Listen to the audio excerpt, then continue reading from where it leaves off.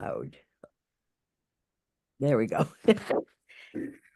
Because we do have some people who haven't been able to make this meeting, and they wanted to make sure that we could share our discussion with them. Oh, okay. Let me get down on my little thingy. You can't see, can you? All right, let's see. Oh, yeah. I've got some different translations, like this one, for instance. Oh, Like, okay. you know, there were 16 translations, Yes. 16. So, and I thought that was fascinating for this very American book, you know, Right. but let me put them back here. Maybe you can see them better. The whole world is interested in giraffes, right? Everybody loves giraffes. Yep.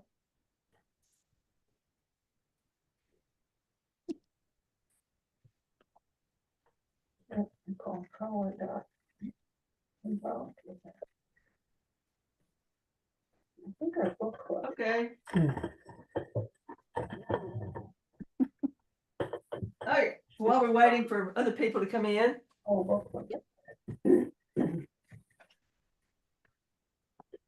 I saw where Kenya had flooding, and there were Rothschild and Maasai giraffes on this island. And there were keepers who built rafts to take them off the island. Can you hear me? Yes. I'm not, can you hear me? Yep, I can hear you. Okay. Well, and I did get those photos that you sent. Oh, you did? Are you going to be able to use them? Yeah, I can share them. Okay. And this was one of the things I wanted to make sure I got set up right. Oh, there it is. There we go. Oh, there's one of them. Yep. Oops, let me get back. I'm figuring this all out. So I no, it was a fiction, right? About this. There we go. No. Oh, I can't get this to go any direction I want it to. Anyway, I found the map on your website of the Lee Highway, so we would have an idea of the journey that they took. Oh, look at you. You did more. Yep. For you. All right. And there's your whiteboard. I Uh-huh. can't believe all that. Oh my goodness. How did you you know, pretty collect crazy all stuff. that? I had to finally clean off the whiteboard, so I took a picture of it and blew it up real big so it's on my wall. Yeah. Yep. It looks like there were a few changes and Oh yeah, there were. Probably the one you noticed most is the title. So really, yeah. can you hear me? Because it's funny, I'm doing this on my large screen and it's working, but I want to make sure that you can hear me pretty Yes. good. Can you? Because I can barely hear you. Oh, okay. I can hear you. Okay, good. Okay. And let's see. Oh, and there's some of the other book covers. There you go. Yeah. Yeah. And Chinese. Yeah. It's the Taiwan book, right? Yes. Yes. That's Taiwanese. And there's also the Chinese one. There's a simple. I've learned a lot. There's a simple Taiwanese. Is complex Chinese, and simple Chinese is mainland, and they're both. They both have they wanted it. They had translations on both of them. Good. But this is the German one on the left on the left over here. I thought that was quite beautiful. Yes. Lynda, who actually contacts you from other countries about? Oh, well, I don't do that. They talk to my They talk to my publisher, and the publisher asks me what I think, and announces it, and is all happy, especially after 16 times, and we then they decide what they want to offer for the translation, and we always say yes. Mhm. Right. Do they change anything in the Well, translation? who knows? I mean, it's Yes. I don't know. I mean, surely not, but they do change the titles. If you look at some of those, the titles are very different. They change, they know their market, so they've got to change it to suit their market. Yep. So they come up with almost all of them have changed the title, but who knows? I hope they haven't changed anything else. Right, But like I right. said, I would never know. Yeah. Yep. Hold on, I'll be right back. It's sort of hot in here. I want to turn down the air conditioning. Okay. It's hot in Texas. Someplace where it's hot. Where is Lynda viewing from? Or She lives in Texas. oh, okay. Okay.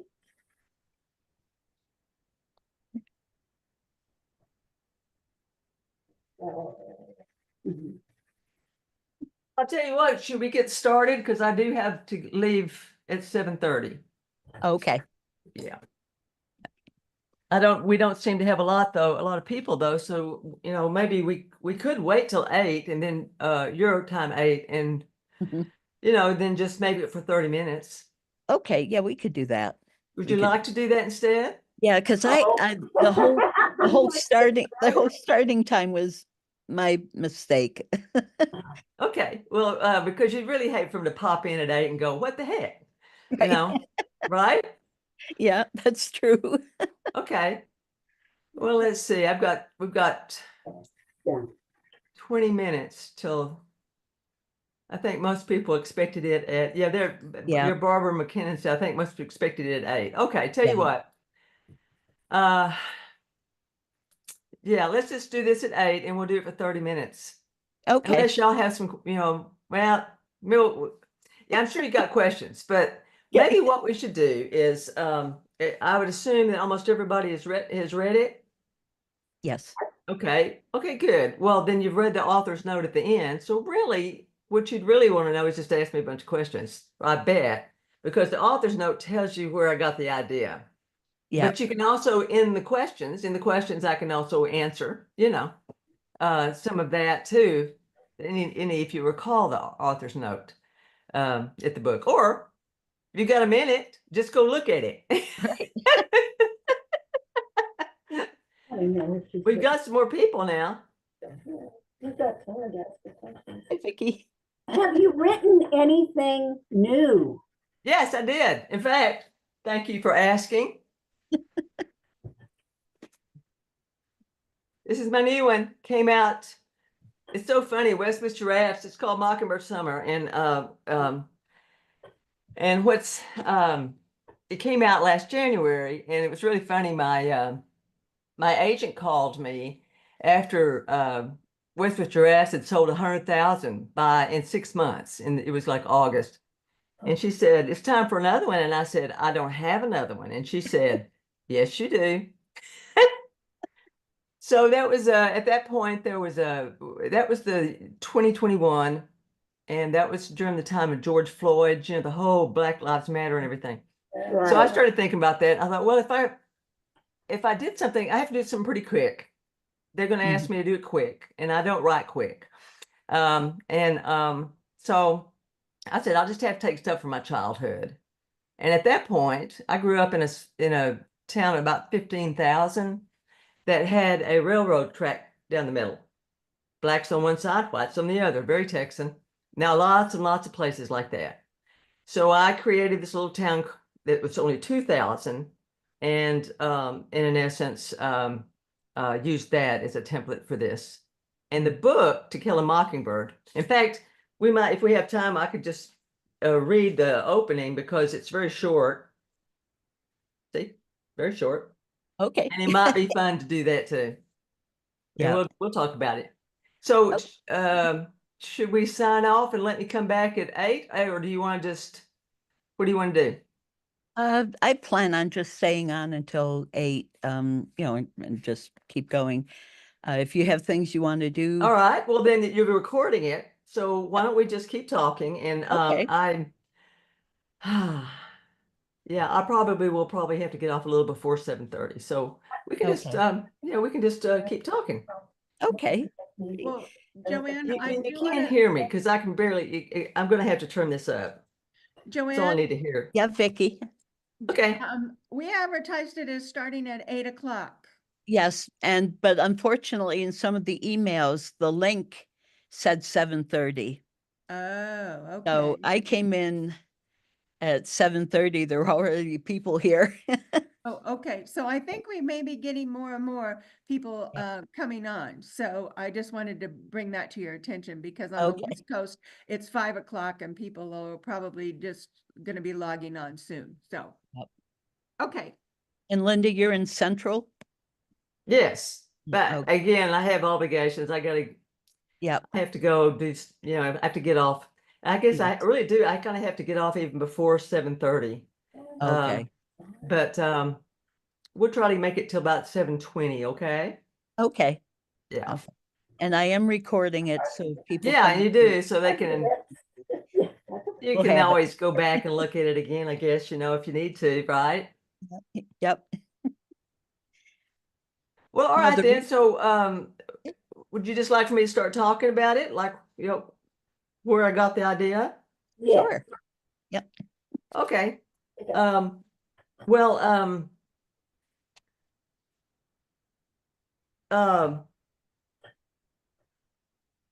back in 1999, before I was before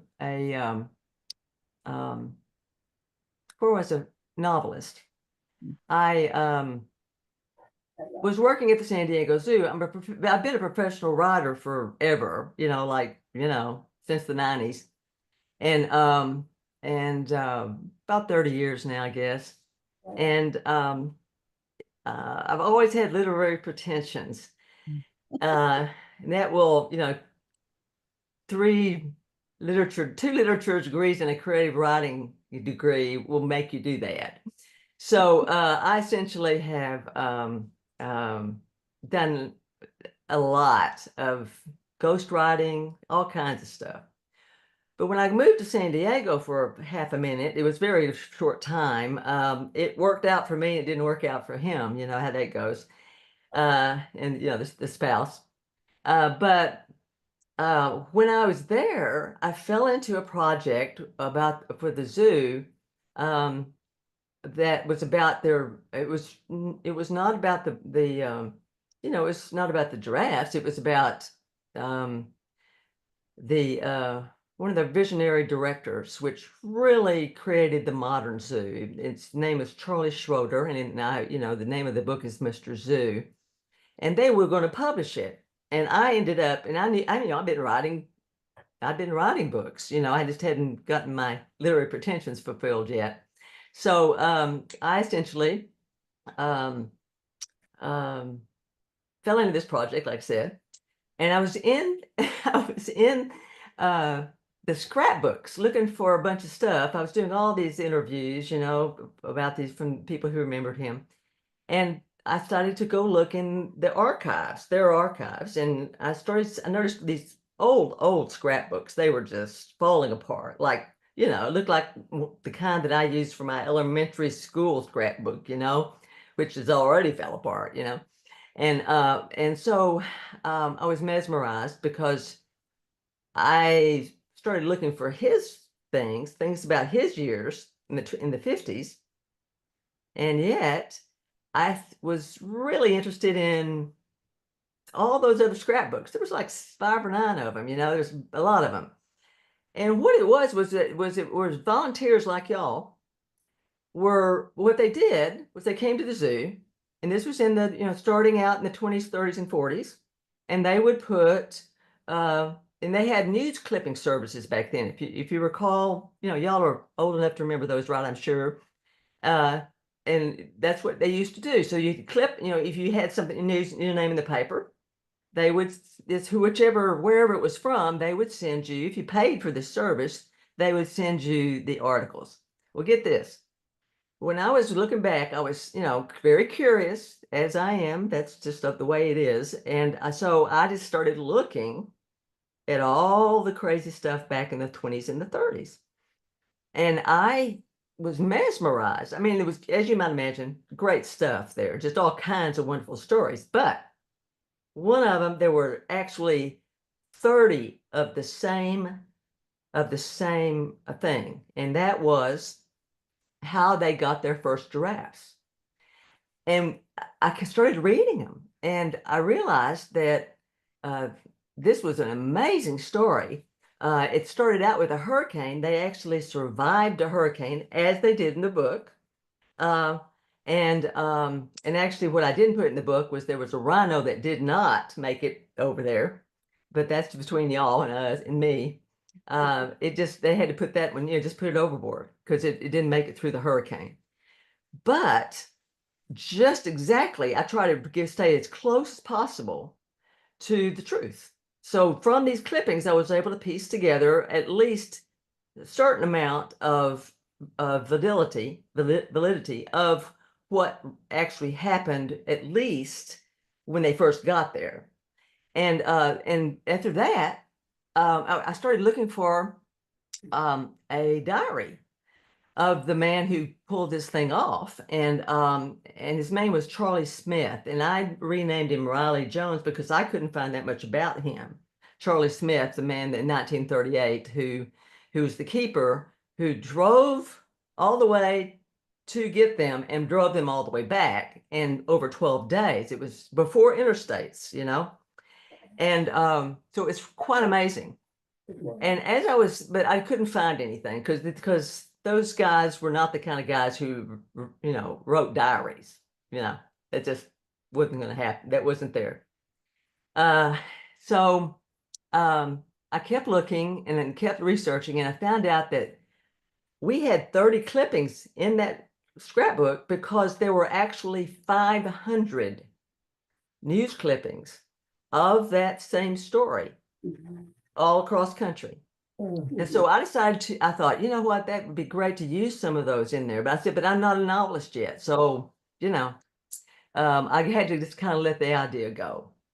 So fast forward, and I'm now a novelist here it was about 2012. And I call my friends at the zoo, same people, at the zoo. I don't know about y'all, what your situation is there, but the San Diego Zoo, they just stay. They stay their whole careers. So it was the same people, 20 years later, it's the same people. And so I called them to tell them about my novel. And he said, and the CEO said, well, it's funny. We were just talking about you. How would you like to come back and write the history of the San Diego Zoo for our centennial in 2016? Well, as you might imagine, I couldn't say yes fast enough. And so when I came back, and one of the things I had on my mind was, oh my gosh, that giraffe story. Sure, maybe while I'm doing this, maybe I could, do more research on that. And that's when I decided that I would try to start working on a giraffe, the whiteboard that I just showed you. And in essence, we can go back to that in a minute and we can talk about that. But and also about the same time, I had heard a TED talk by a man who, a nature writer named John Muallim. And he said that something that just stuck with me and felt like marching orders. He said, storytelling matters. Imagination has become an ecological force. So I thought perhaps, like I said, marching orders, I felt, okay, maybe I should try this. So I started working on this whiteboard. And in essence, when we get on at 8, we might want to show that if you don't want to do it now, show the board and we can discuss that a little bit. But in essence, I felt like that was the reason that I needed to write this thing. the same thing, you know, there's you know, I'd also just started hearing about the sixth extinction, and I put a lot of this in the author's note. So you may have already read this, but the sixth extinction was also a situation where was becoming a real thing.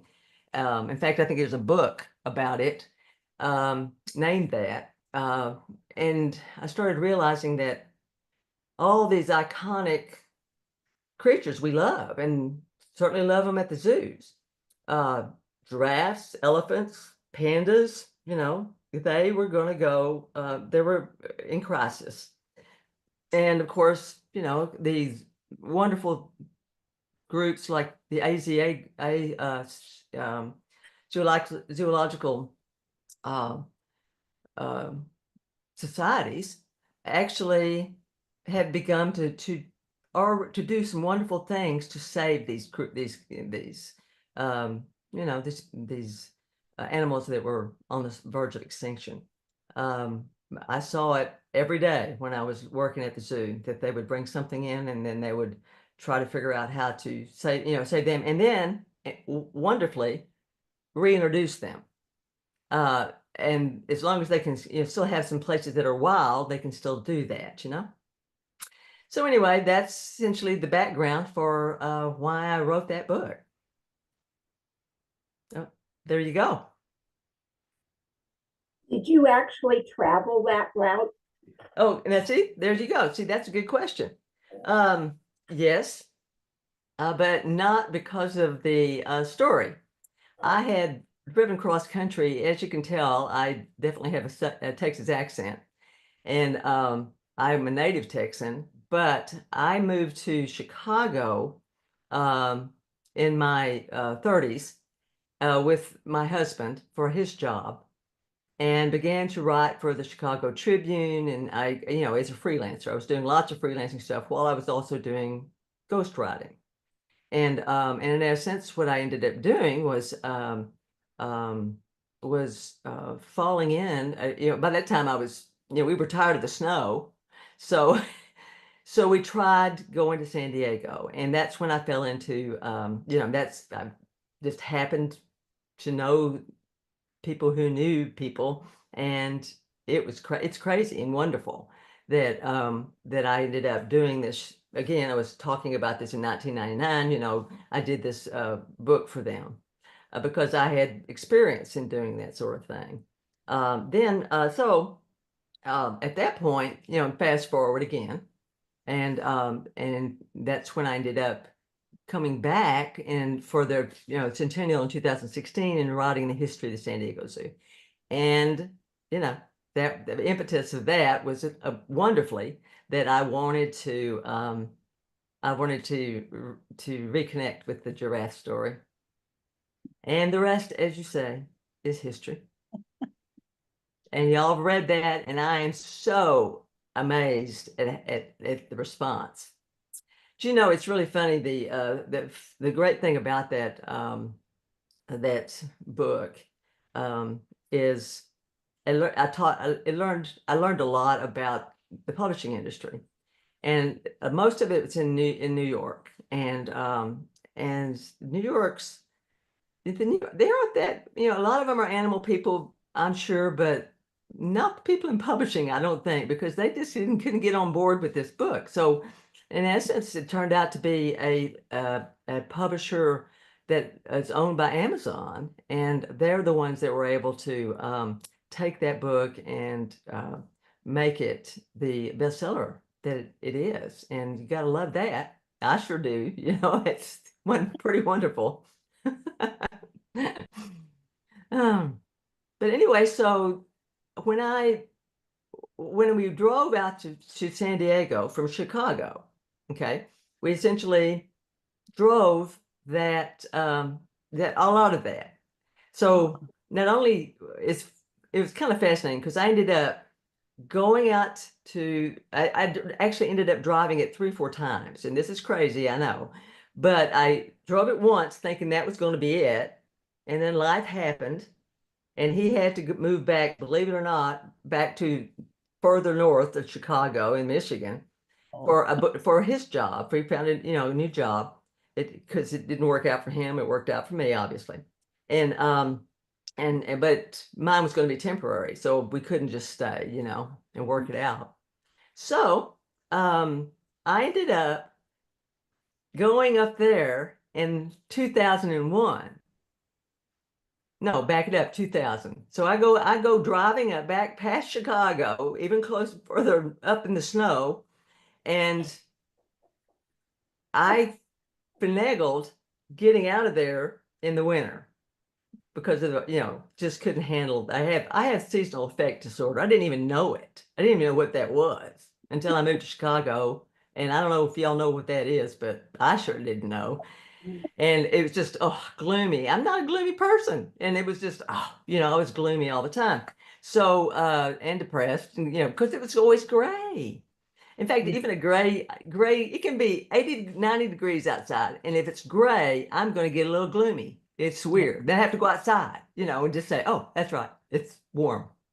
But anyway, so I ended up going back and forth, believe it or not, I think at least 3 times. The first time was pretty much by myself. It's like I got the dog, and I went, did get out of there before the snow, Mhm. and after that, he would come out and visit us every month, So and that happened for 2 or 3 years, and then essentially, I had to finally go up north myself. But that was before I started writing the history of the San Diego Zoo, of course, and that was just finishing the other project. And so in essence, we had a lot of fun driving that thing back and forth. He drove me out there a couple of times. I drove back by myself. I mean, really, cross country. So I knew those roads very well. Right. And I actually when I started researching, of course, because they were interstates, right? This was nice interstates, So I started researching where the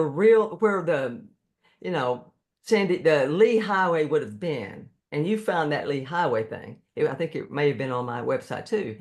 And it shows how it went. And interestingly enough, it went very close to what the interstate does. Which I guess wasn't, well, till Eisenhower, right, till 50s or 60s. I don't think they were built till almost then. But it got pretty close. And I thought, yeah, there you go. So if you'll notice, remember where we came down on, if you look, see where you go. Of course, I had to I had to get Texas in there, right? So the dust storm was all here, Oklahoma and Texas, and the panhandle of Texas. And if you'll notice, it comes back here and it goes down straight to El Paso. But there's a little, and I knew very well that there's a little cutoff that goes to Arizona, because I'd done it 4 or 5 times myself, and I wouldn't have known that otherwise, especially from this thing. But in essence, we had. I did things like that. I was actually aware of it. Also, interestingly enough, when it got to, if you recall the ending of the book, where it got to, before Red got on the train, or after Red got on the train, and before, when I actually had gone through the pass that they talked about the pass. There were some mountains before you could go, flattened out, and I mean, it is scary. This pass is very scary. And every time we did it, I'd have to hold my, breath, because you're just doing this. There's places that, that there were runaway trucks either side of you. And in essence, we came down it, and boom, might as well be in San Diego. It's fascinating. It's like Yuma, El Centro, San Diego. And it was quite an experience to do that much of it. Now, I didn't do, as you might imagine, because I lived in Chicago, I didn't live in New York, for instance, and so I couldn't do all of it. I couldn't do all the Washington, D.C., I got them down to Washington in the book. I get them down to Washington, and I get them on the Lee Highway, of course. And then I allowed the geography to inspire me about what might happen to them.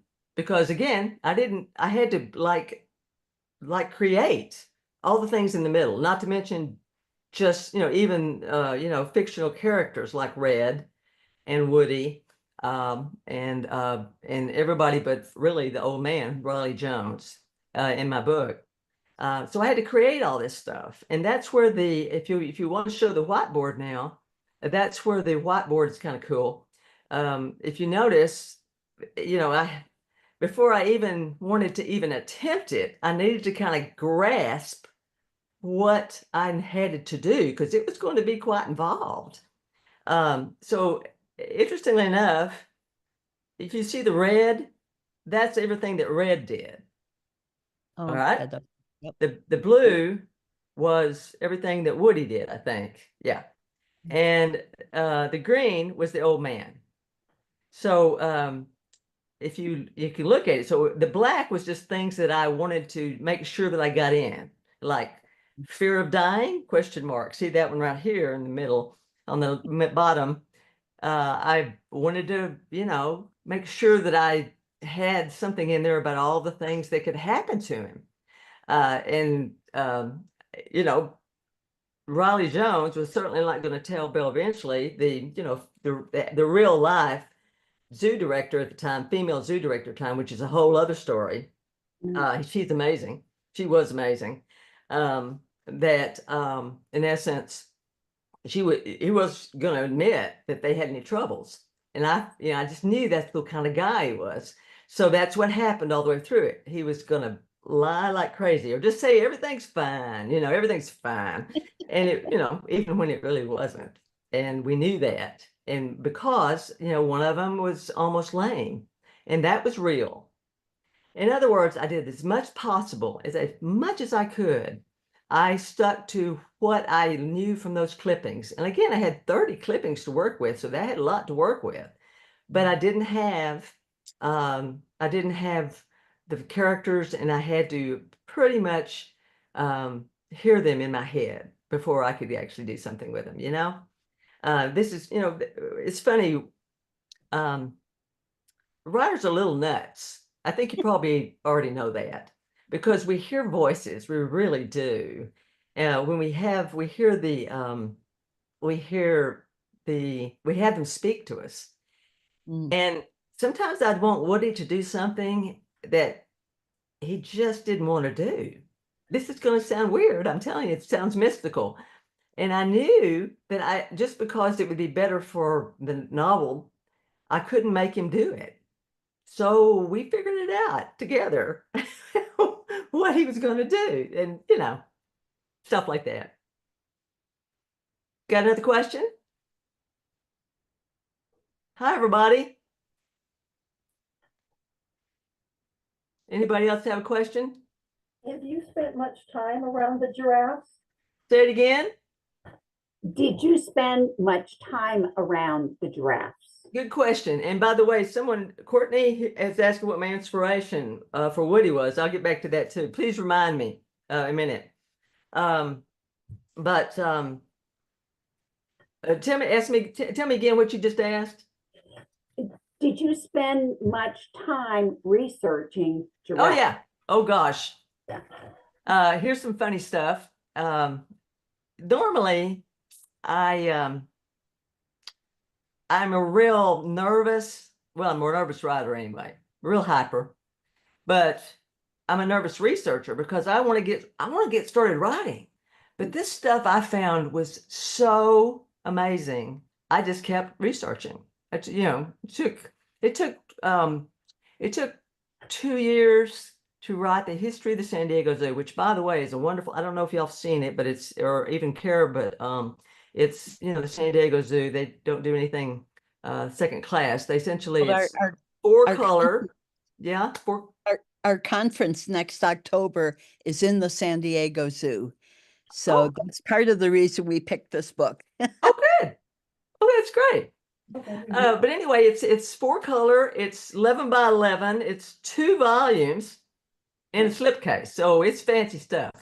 And I was part of creating that too, and I loved that part.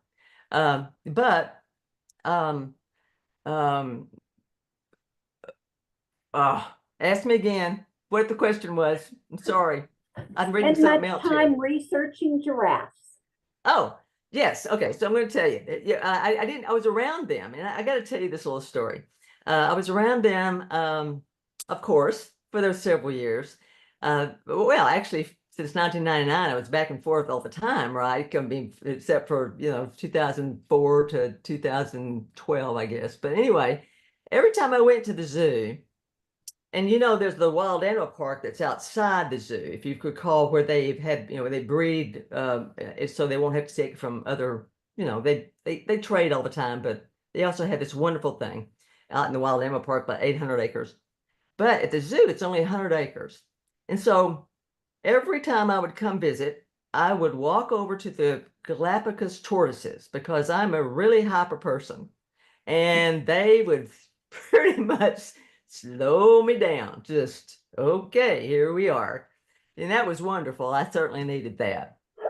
Then I would go, I would stroll over to the elephants. And there's an old elephants area. It's now just for old elephants, Asian elephants. And they take care of them until they die. And so I'd go over there, and they would kind of make me sad because I know that elephants are probably going to be extinct, and I hope not in my lifetime, but they will be. We just don't have room, and there's too many people in the world, So they make me sad. And then I would stroll over, not too far over, and there were the giraffes. And something very strange would happen. I would be happy.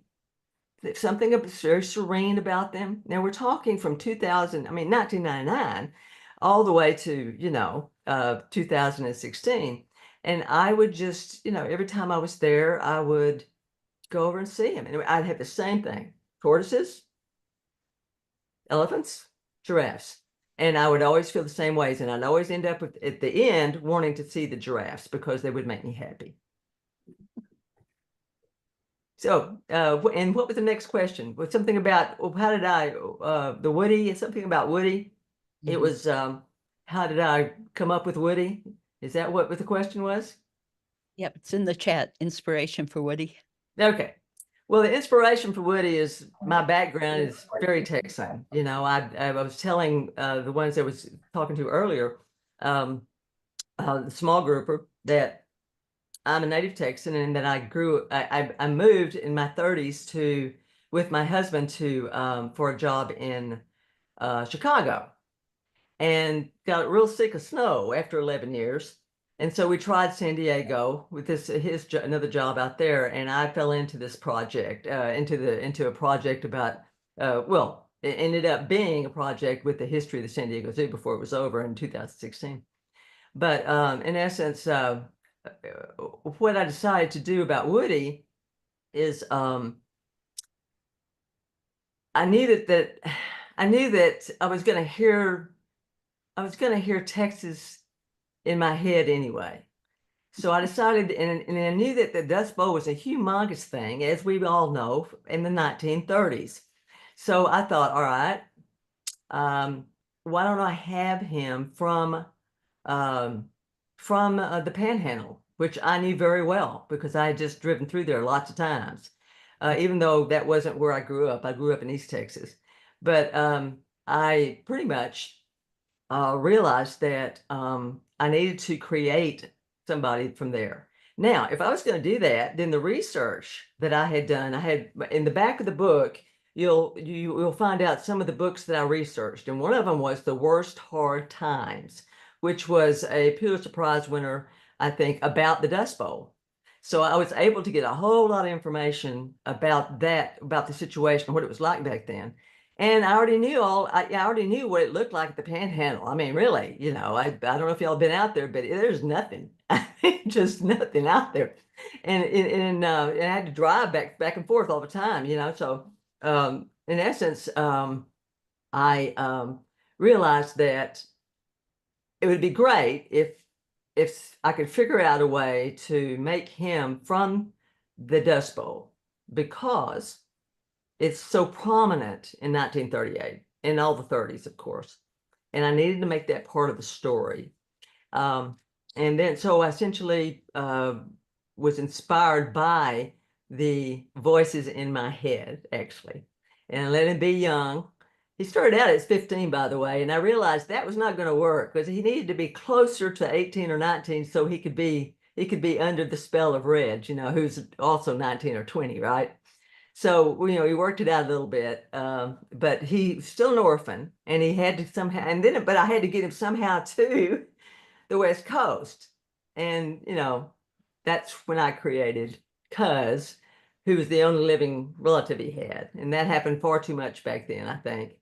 And it ended up there, and y'all know the story, So essentially, at that point, I got him there, and nobody's called me on that, so I guess it worked.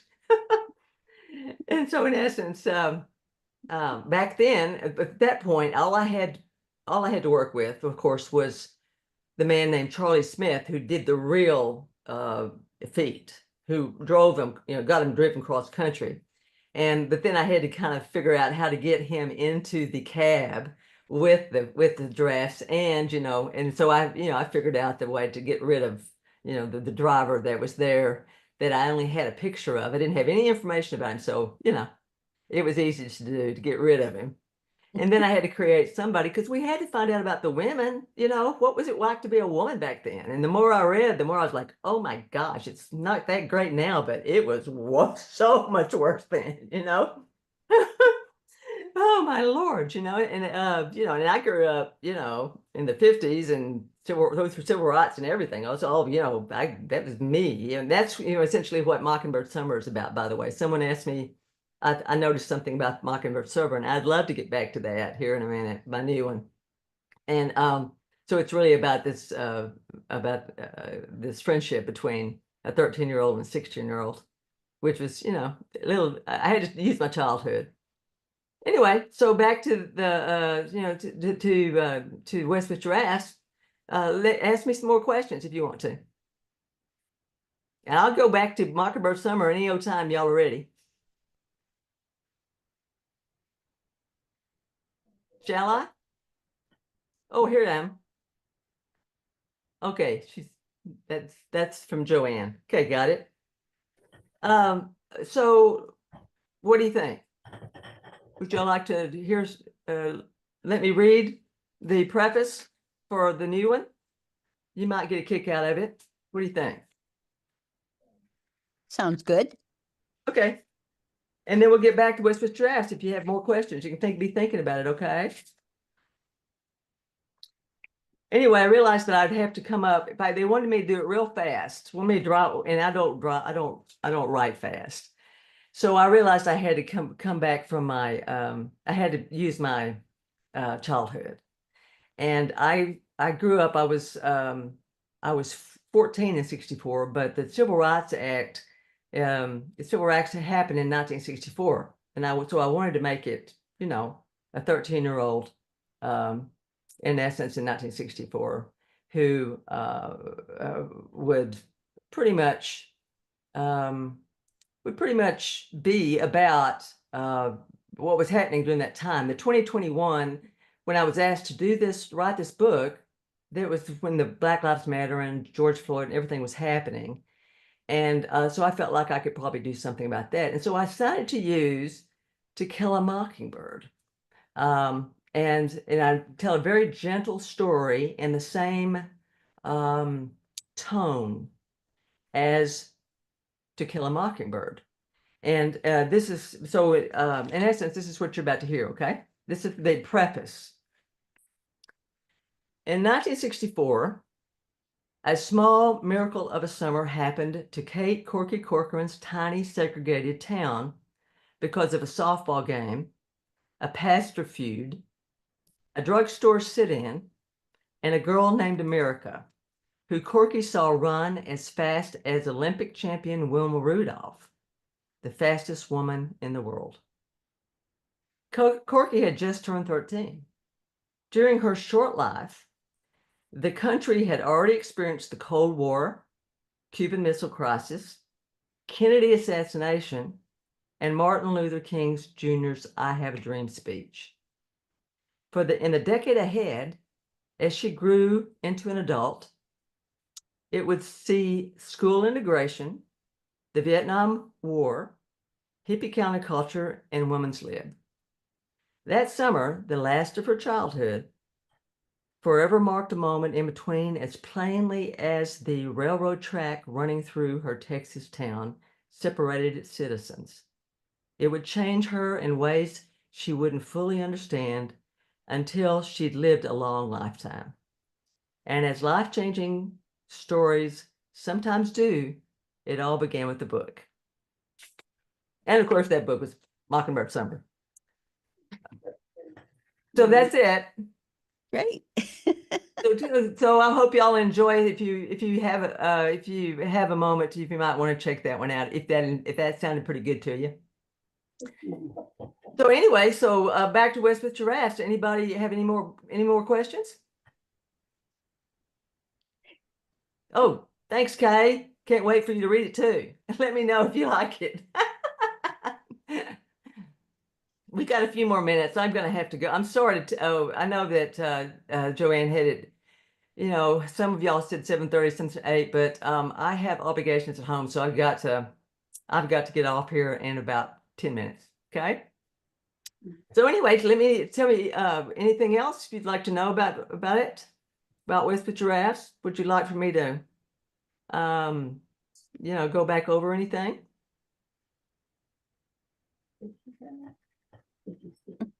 Do you have any questions? If you don't have any more questions, that's great. In general, as an author, do you write every day? Oh, do I write every Do you day? write every day? Do you have a discipline? No. You know what? Do you use a word processor? Do you write on a yellow pad? How do you write? No, well, it's funny that you should ask that. I remember, oh God, I've been writing far too long, because I remember getting my first computer, and the computer was a K-Pro, and it was portable, supposedly. It was humongous, big, and a little green, video thing. Before that, though, I wrote on a yellow pad. I thought, okay, this would be better. I'll just write on this, my ideas out. I was doing a little, trying fiction. It didn't never work, but I tried. I was trying. I was trying to learn. And so I was writing on that. Then suddenly, oh, yay. Okay, I had, essentially because I was doing other people's books, I was doing a lot of nonfiction. I decided to buy myself this K-Pro, which is no longer in existence, of course. The Apples had come out about the same time, but it was smaller, believe it or not, than this portable supposedly thing. And in essence, I ended up doing ever since on a computer. I had to wait for a MacBook to finally have one in the 80s, I think, an actual laptop. But I did it. So anyway, I do not. So let's put it this way. I actually had this response. Someone is always asking me this, and I asked, and I have in the interview on the West with Giraffes page on my website. My answer to that, when I was asked, do I write every day, or what is my answer is really that I hear writers all the time say that they write every day. They have, these hours and hours. You make sure, so every morning, I'm there and all that stuff. And I do not believe it. I just think it's, pretense. It sounds good, but perhaps they are like that, but I cannot be. It's got to be fun. The writing has to be fun, or, why bother? And especially at this age, my age, I'm just pretty much, ready to just enjoy myself with all this wonderful writing, so with fiction, because I'm late, I didn't have my first novel until I was in my late 50s. So I just felt like that it was pretension when they would say that. And if it isn't, then more power to them. But for me, it really has to be fun. And so I have to wait for an idea. I have to be very careful too, because I have to wait for an idea that, you know, I have ideas all the time, but are they any good? I don't know. Don't really can't really tell. I have to kind of start, you know, making notes to see if it is any good. And that's kind of what happened with Mockingbird Summer. So that's that answer. Who are your favorite authors? Now there's a question. Do you know something weird? Since I've been writing, I can't read other people's writing because Oh, I have to stay with the voices in my head. okay. So I've had periods in between, you know, I would grab up a book and you know, do something, you know, read a couple of them in between.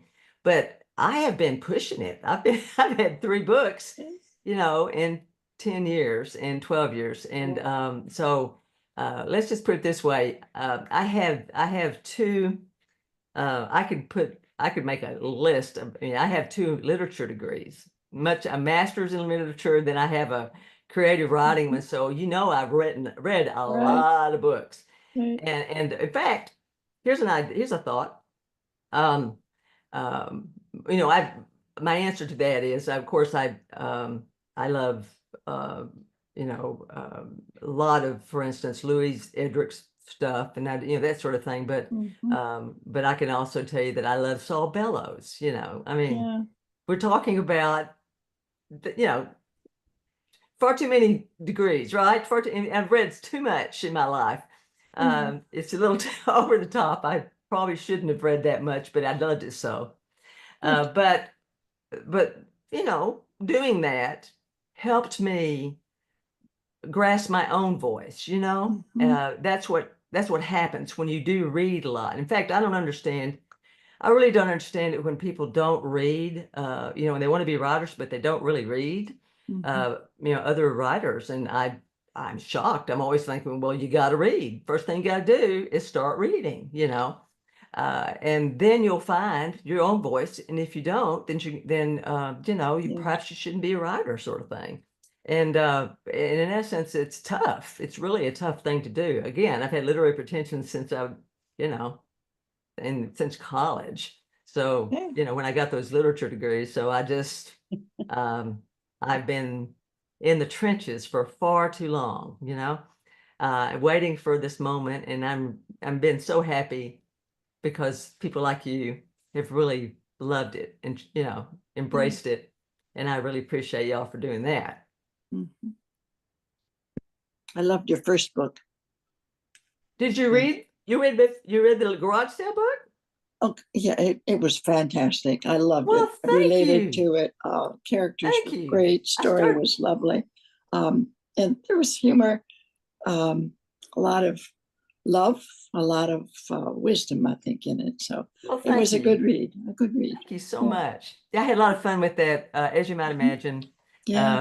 I'm really happy you read that. I started to get one down for it and show it, but I thought, well, you know, I'm not sure if anyone would Yeah. appreciate it as much as It- me I when. would highly recommend it to everybody. Thank you. Okay. good. It's It's called about Faith primates, Bash right? Darling's Last Garage Sale. Right. And it was written in 2012. It came out then. And in essence, it was centered around a 75-year-old lady, richest lady in town, in this little bitty town called Bass, Texas. And in essence, you know, her name was Faith Bass Darling, so it's pretty much one of the founders of the town. And on New Year's Eve, you know, December 31st, 1999. She decides she's going to have a garage sale because God told her in a dream that she was going to die. And so she decided that, you know, she was estranged from her daughter, and she essentially decided that she needed to get all those antiques and stuff and try to do something with them, you know, or they're just going to, so she has a garage sale. So she was selling, you know, Tiffany lamps for $1. Yeah, authentic. 43 of them? Yeah, All 43 listen of to you. them? You remember? Yeah. Yes. And it goes on like that. So I had a lot of fun with provenances, you know, like the sense, you know, in the sense that I had a lot of fun. I love structure. this is, I know if you notice the news clippings, for instance, in West with Giraffes, I loved having that structure. You had a news clipping, you have, and then you also had the old man writing it. Then you had to go, then you go back to the story. So all the structure, I loved that. And with Faith Fast Darlings, it's the same thing. So what you did was, I had the same fun where I would write a provenance of, I think there was a dozen in there, of how each of those, like the Tiffany lamps, got to Faith Fast Darlings front and on. How did they, so I had lots of fun, and then I had I was able to be very as clever as I wanted to be. Like there was a love letter, as you know, there was a love letter that told some stories that nobody else knew. That because the love letter was in the roll top that nobody ever found, but the reader knew it. It's a great story. I loved Thank it. you. I loved it. And it's about primates after all. So hey, for zoo people, it's a good book. Yeah. True enough. Yeah. Yeah. True enough. We have a couple questions in the chat. Okay. Um, I don't see him. Go ahead and ask me. Paula asked if you have a favorite part of the book. And Meredith wants to know if you've been to Africa to see giraffes. I wish. Oh, The last one. I'm asking that a lot, and I'm just kind of sad every time I'm asked it because no, I haven't.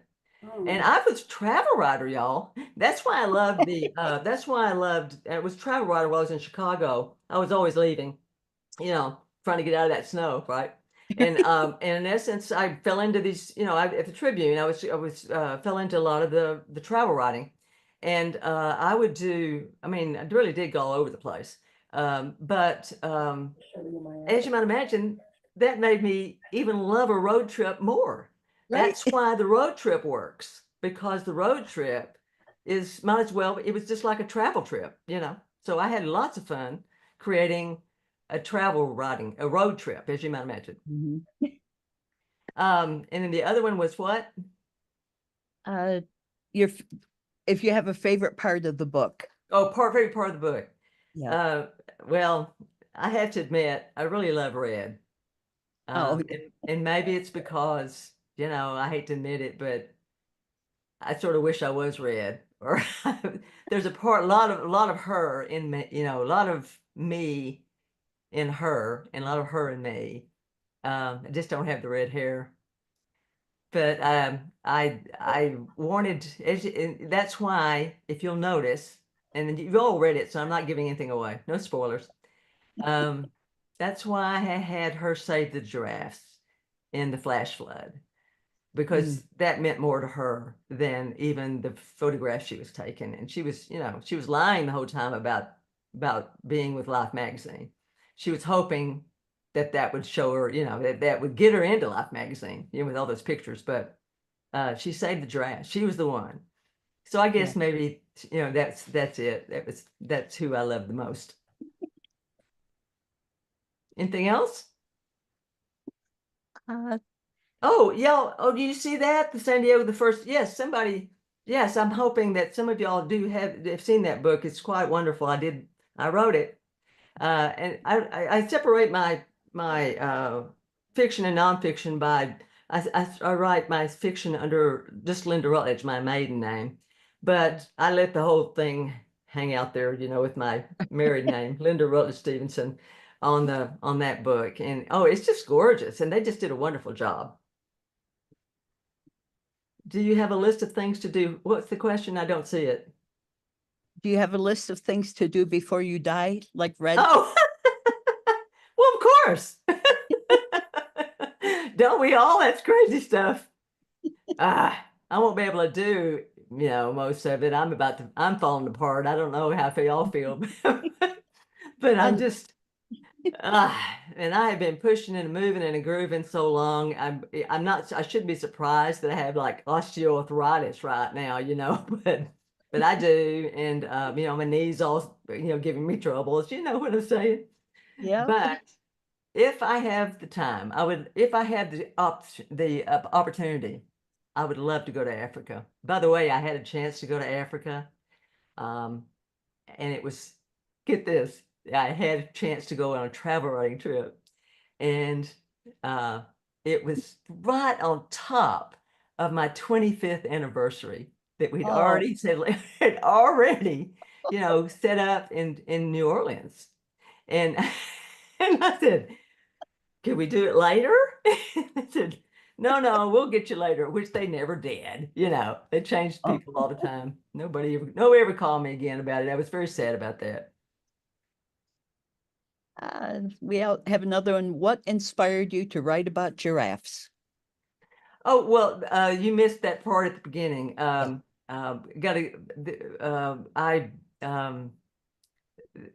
When I go to the zoo, I was telling them when I was going to the zoo, and I was going all the time. I would, and from 1998 on, off and on for the next, 20 years, off and on, every couple of 3 years, I'd end up out there. And I would always go to the Galapagos tortoises because I'm a real hyper person, and it would slow me down, as I was telling them. And then I would go over to the elephants, and the elephants would kind of make me sad. They were old elephants, and they were Asian elephants at the time, and they were, really just taking care of them until they died. And they would make me kind of sad because I knew they were going to be extinct. And then I would go to the giraffes, and they would make me happy. So I kind of felt like that. I had always felt that way. And there's something regal and serene about them. And I know y'all know this. I know you know how they make you feel. Mhm. And I actually was just at something called Frederick's. The picture, would you show that again, Joanne? It's the picture with me holding the book up to the giraffe. Do you see it? You showed it at the beginning. Yep, and It's that was in a place called Long Neck Manor, which is patterned after. There it is. Isn't that great? It's patterned after Giraffe Manor in Nairobi, where you can talk to, you see them on their level. You see, essentially, I had gone to visit them, and it was created by the former director of the Houston Zoo, who had also been to San Diego. He had done a lot of things. He'd been also with Disney, and in essence, so what we did was had he said, "Why don't you hold up the picture of the why don't you hold up the book to the giraffe?" And I love that picture, and I've used it many, many times over the course of all my other events.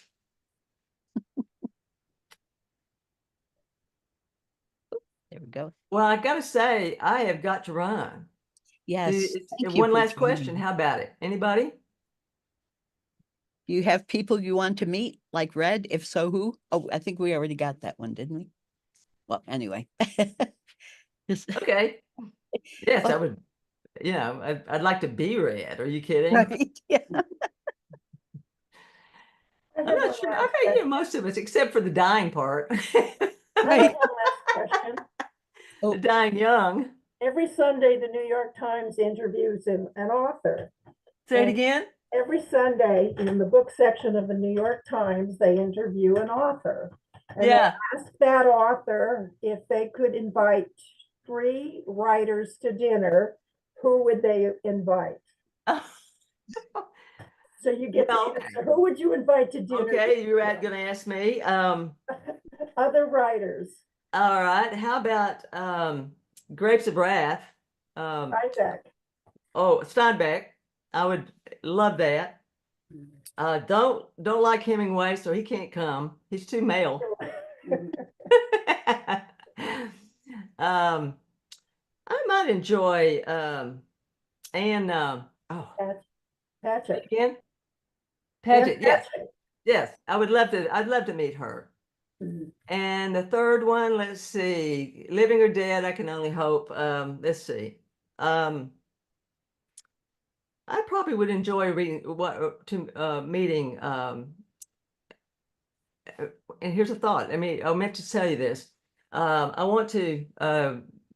I got the name for West with Giraffes from West with the Night by Beryl Markham. I don't know if it's a nonfiction book. She was actually a contemporary of Isaac Dennison, out of Africa. Yeah, she was And an she aviator. was a pilot over there. I've And read so in that. essence, I got the name. I was looking, they, wanted me to come up with a name, another name. They didn't like the hurricane giraffes. They didn't like driving the hurricane giraffes. So I was looking at all my books, Interesting. and West with the Night is the name of that book. And I would love to meet her. She was just remarkable. And that's it's a memoir. She did this stuff. And in essence, that's the West with the Night. So my book became West with Giraffes. Mhm. That'd be quite a dinner party, wouldn't it? Yeah, wouldn't that be great? Mhm. I'd invite all of y'all. Thank you. Well, Thank I you am so so sorry, much. but I have got to go. Yeah. But it's Thank really you been a for joy. giving us your time. You bet. But and I look at all the people. Everybody, thank you so much for asking me. And I bless y'all for all that you do for AZA. And I hope you continue to do it as long as you can. Thank you. All right. Right. Take care, and I'll see y'all later. Okay. Bye-bye. Bye-bye. Yeah. Bye. Thank you. You bet. That was fun. Okay, there we Oh, that was fun. And I'm so sorry about the mix-up with the time. It was all my problem when I created the link. I created the Zoom link so I could get in half an hour early and make sure everything was working. Well, when I passed on the information about the Zoom link, it gave that 7:30 time instead of the 8 o'clock time. But I am recording the whole thing, so I will put it on our YouTube channel, and you can hear the beginning of what our conversations of what she was talking about. And we've had 38 people here. Joanne, this has been absolutely fantastic, and you could not have had a better start to your version of the book club. This has been amazing. Thank you. Oh, she was so great. I mean, she just started right in and took over the meeting. Well, thank you for putting this all together for us. This has been wonderful. It really has. And I did, she gave me some pictures to set up for me to share, and I did share them early on, but here they are. That's the one she was talking about with the giraffe. And this was a picture she has on her website about the giraffe as they're being unloaded from the boat. These are the crates that were in the hurricane and damaged on the boat. I know. Oops, I missed one. I missed a couple. And this was the truck that they drove across country in with the two giraffes. I don't know who that Wow. lady is on the back of the truck, but she looks like she's Wow. having fun. Hmm. And this is the Lee Highway. That's the route that they took. And this is her, this stuff is all from her website. It's LyndaRutledge.com. And this is her idea board where she outlined everything that she was doing with the book. And if you can zoom in on it and look at it, there's, it starts out in New York and New Jersey, and then it goes through. And she said that the red writing on the top of it is Red's story, the woman, and the blue is Woody's, and the green is the old man. So that was how she put all this together to write the book. And these are just a couple of the covers from the foreign language. It was published in 16 languages. Wow. And she was just so surprised. She didn't expect people from other countries would be that interested in it, but they really were. So Joanne, I'm sort of new to this. Is there a next book? Yes. Yes, it's Soul of an Octopus by Cy Montgomery. It's an older book. It's a few years old. Yep. And Familiar with it. she's actually got a more recent one out called Secrets of the Octopus. Thank But I you. don't think we'll be able to get her to join us. She's very busy. She's touring now with her book about turtles. Mhm. And she's just got a book released about chickens. So she's all kinds of animals. I gotta get going. It's almost my bedtime. Carol, thank you so much. You're welcome. I'm gonna leave this. It could Thank be you. fun. It could be fun to read Soul of an Octopus along with Remarkable Creatures, Remarkably Bright Creatures. Yes. Read a fictionalized octopus with a nonfiction. The nonfiction. Yep. Yeah, and The Soul of the Octopus. I don't know if you've read it, but It's one of my favorite books Yes. ever. Yeah, yes. She's a wonderful writer. she Oh, really she is. Wonderful. In fact, I was just reading her book about birds. I had no Yep, interest in it, I've but read that too. a fascinating book. She She's a does very, journalist. very well bringing science to the average reader. Yep. Mhm. So yeah, one of the things we want to do is get more education going with our group, and that's why they wanted us to do 4 books a year. Mhm.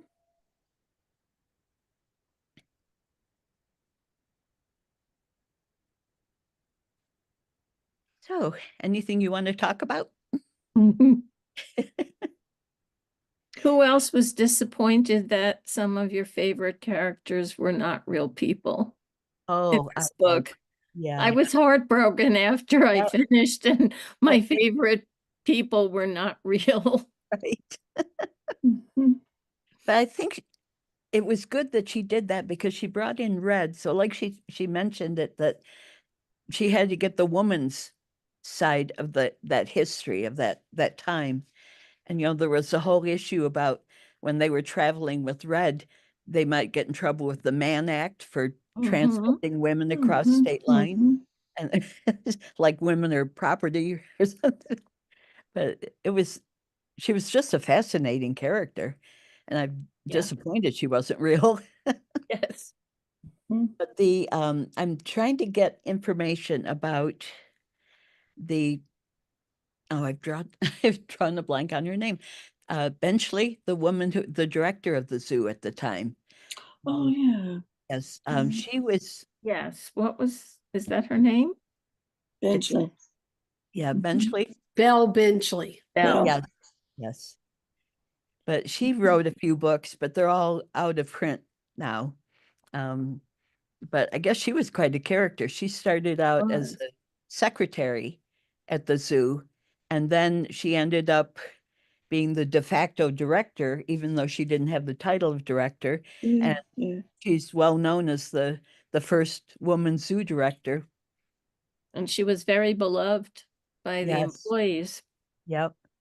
I remember reading the one story. She was in the hospital Yeah, and missed the animals, so some of the they employees snuck them in. smuggled a monkey in to see her. Oh.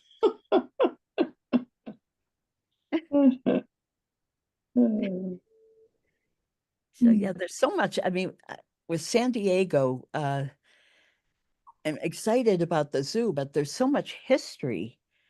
I would love to I'm going to see if I can pick up Linda's book, uh, the one about the history of the zoo, the San Diego Zoo, the first 100 years. And that's got a lot of that information in about those old time zoo directors. And back then it was a whole different thing. They were buying animals from hunters in Africa and having them shipped into the US. So it's not quite like what it is now.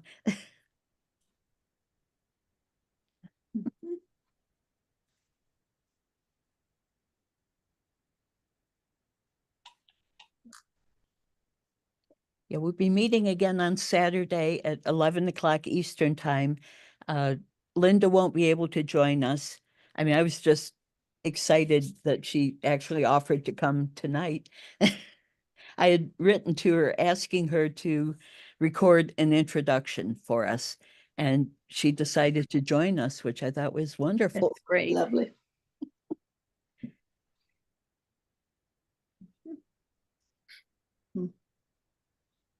So like I said, I am recording this. We do have a YouTube channel. If you go to YouTube and if you type in, searching AZAD, you will get an entire pages and pages and pages of Arabian names and Middle Eastern websites. So you have to put AZADV docents, and then it'll come up to our YouTube channel. And we're in the middle of upgrading the website, and eventually we're going to have videos loaded on our website too. So that'll make it easier to get to. So are there any other books that you would be interested in discussing?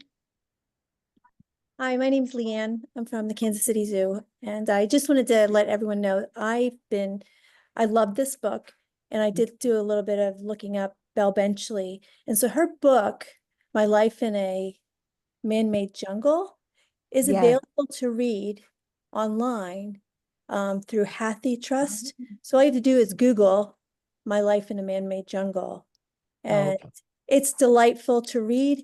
I'm working my way through it. It's quite a lot, but she has story after story after story. And even though it was written decades ago, Mhm. it's very up to date to me, Yeah. the writing. So just so if anybody else is interested. Thank you. Mhm. Has anybody here read any of Ed Yong's books? No. I see Loretta is nodding her head. Yes, I have read both An Immense World and what's the other one? I don't know, but it's sitting on my bookshelf. I haven't read that one yet, but I did. It took pick me a it up. while to get through them, and I've recommended to a lot of people. So if you haven't read So have I. books by Ed Yong, they were fascinating, very scientific, very detailed, but I learned so much. It was mind-blowing to me. Uh-huh. After the many years of working in a zoo, I didn't think people could like surprise me with too much. First 4 pages, like, whoa, Yeah. really? Yeah. I listened to it for those people who have accounts with e-reader, but Audible or what's the one from my life, Libby. Yeah. It helps hearing him read it because I didn't have to sound out all of those microorganisms that I can't pronounce. And so I could get on with like the actual content because I know I would have labored over those, and I don't think he meant us to. But An Immense World is just all about senses, and it's fascinating. I Okay. have Oh, Ellen heard posted several people to it. Ellen posted a link for My Life in a Man-Made Jungle in the I chat. just got there. Thank you for mentioning that. I'm looking that one up too.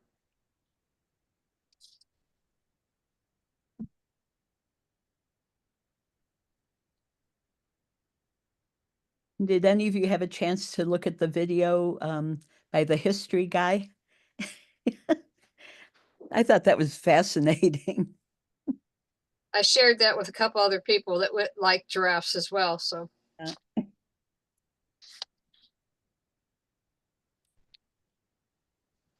thank you for including that on the email.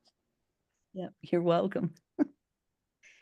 Yeah, once I finished the book, I had to start looking and looking and looking for the real story. So just so you know, where I am working towards trying to find a keeper to follow up with a webinar to talk about what it was like to transport a giraffe today. Oh, good. And That's interesting. I submitted a request to our animal care department at the Los Angeles Zoo we're kind of in a flux right now, so I don't know if we'll get anything, but I'm trying to do that. And if anybody else has any other contacts with zookeepers who might want to speak to our group, whether pre-recorded and we could just post the recording as a webinar, or maybe they'd step in at the afterwards, or you know, there may be something already out at your zoo. So if you guys have anything that you might want to refer to us at the board, let us know, okay? That would be so much fun, Vicky. Yeah, I'm really, so you guys are here, so I'm gonna, as the new board chair, I'd like to share this with you.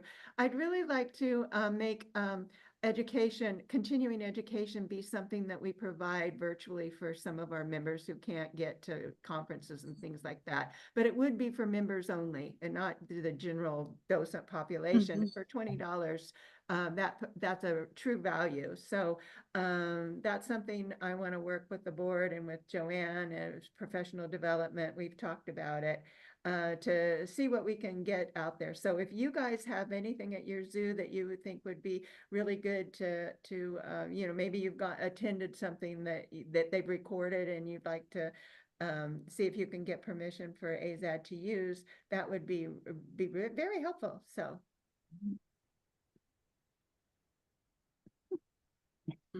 There's so much information out there, and we've got to be able to collect it for our members. Yeah, and share. Mhm.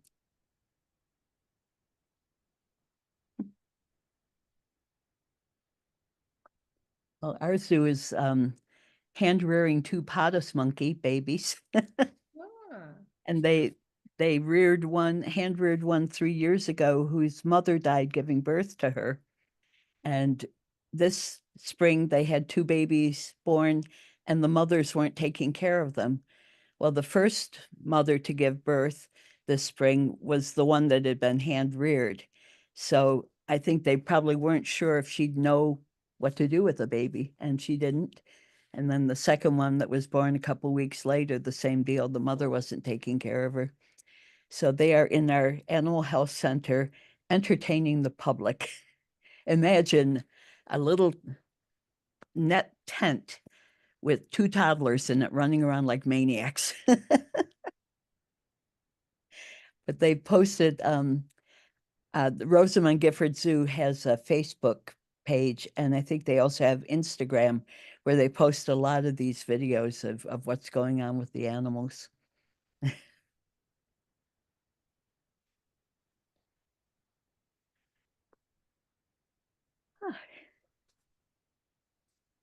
I'm very glad so many people showed up for this. And we were concerned because the last few book clubs we've had haven't had very much attendance. So I'm so glad we were able to get a group here to impress the author. and if you will spread the word that this is something that, you know, we're trying to build so that it, you know, our members, you know, have something more of value to as being an AZAD member. So Mhm.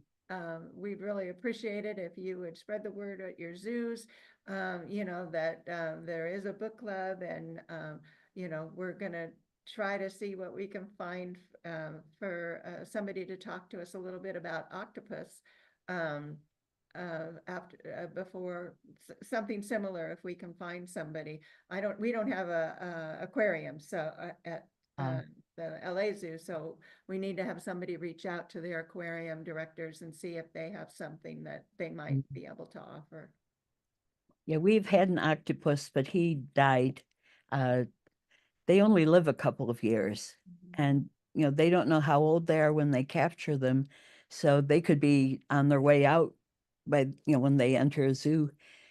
And our zoo hasn't put any new ones in there because they were talking about making some renovations to the tank before they brought somebody else new. And so many people are missing the octopus.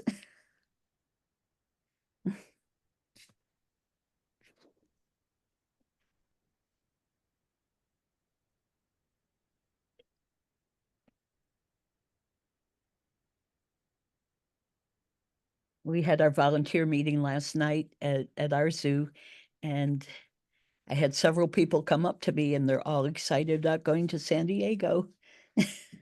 Yeah, it's gonna be, we're busy planning, that's for sure. Yeah, So, and yeah. you should be, and reservations in the hotels are available now, so you can Yeah. go on to the AZAC conference site and make your reservations at the hotel. Mhm.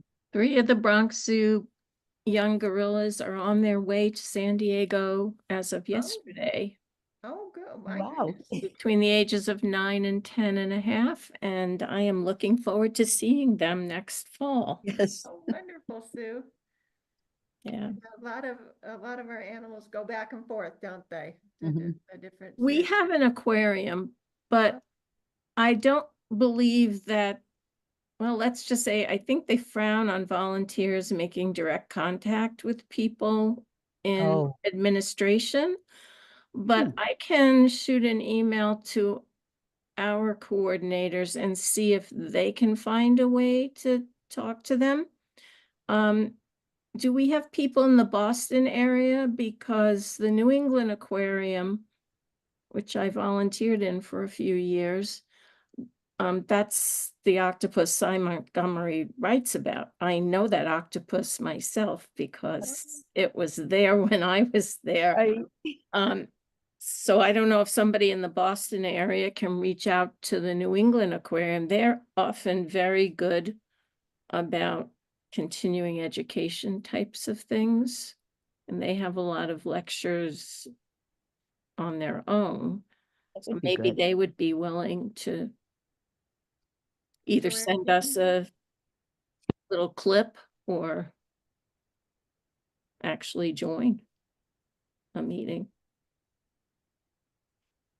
Making notes. Okay. When is that? It'll be in February. I haven't set a February.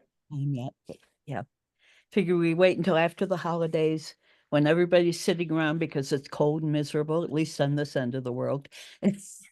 Everybody just wants to be indoors reading. Reading is good. Yeah.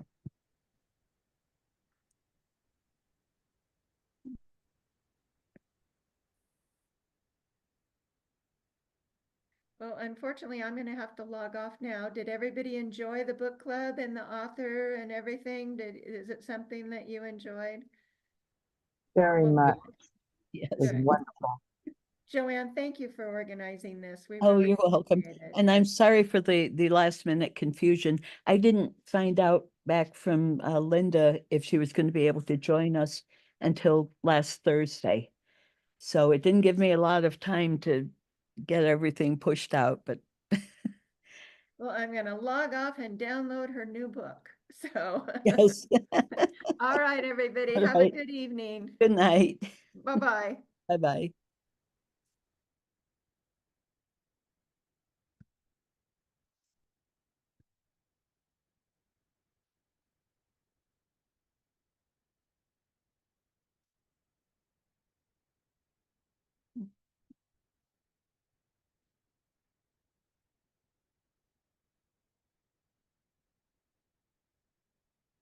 All right, good night. I'm going to close us out here.